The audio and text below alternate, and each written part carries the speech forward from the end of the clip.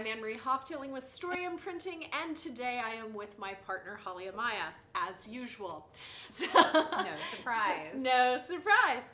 So today I wanted to talk a little bit about the importance of conflict in story.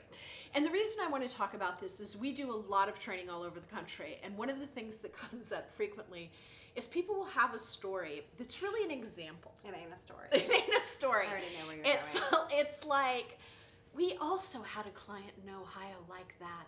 And you're like... And what happened next? And then what happened? So conflict doesn't have to be some existential crisis to be or not to be. It doesn't have to be that. But you need some tension. And without tension, you actually don't have a story. I had a friend of mine who was a writing coach, and she said this woman wanted to write a memoir about her year abroad with her family in Europe. And my client, this friend kept saying, like, so did you guys struggle in your marriage during that year? And she was like, no, it was beautiful.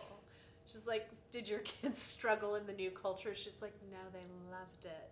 And my friend was like, you don't have a memoir. You have nothing. Nobody cares. You had a great year in Paris. You had a great year in Paris. Congratulations. Who gives a shit? So talk a little bit about why conflict matters, and also, can it be really, really small? It totally can. I mean, it matters because humans crave resolution. Like, we want to know, like, is there a narrative arc? Are there stakes that are raised? How does someone overcome that? Why do we want to see that person overcome it? Because we want to feel close to them. We're rooting for you, right? To overcome some bit of conflict, no matter how small. A great example of this, frankly, is like Disney movies. I have 2 little kids, and we recently got Disney Plus, which was great. Hours of entertainment for the children. And it was funny because I hadn't watched a lot of those old Disney movies for a really long time. By the way, they're terrifying. Like, all of the parents always die. Oh my God, people are dying, animals are dying, witches are absolutely terrifying. They're shape-shifting. It's all of my children were like, can we cancel it? We hate it. But I explained to my 6-year-old, as she buried her face in me for like the umpteenth time watching Sleeping Beauty, that like there is trouble and then the trouble is fixed. Like, we know that this is what's going to happen. That's right. We are rooting for this person to overcome this issue, and they do. And thankfully, by the way, Disney has been having these female characters do that all on their own as of late, which is great, right? We don't need no stinking prince. We don't need somebody to write in and save us. But that's the best example, I think, of just imagining.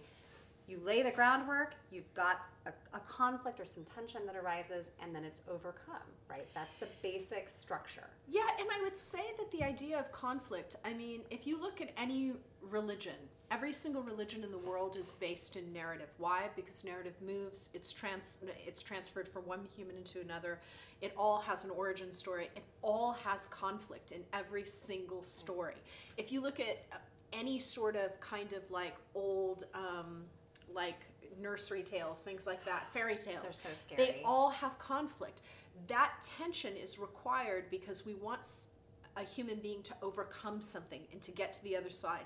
It is the thing that binds us. It's like a binder. It keeps us with that human. We want to know that they're going to be okay at the end.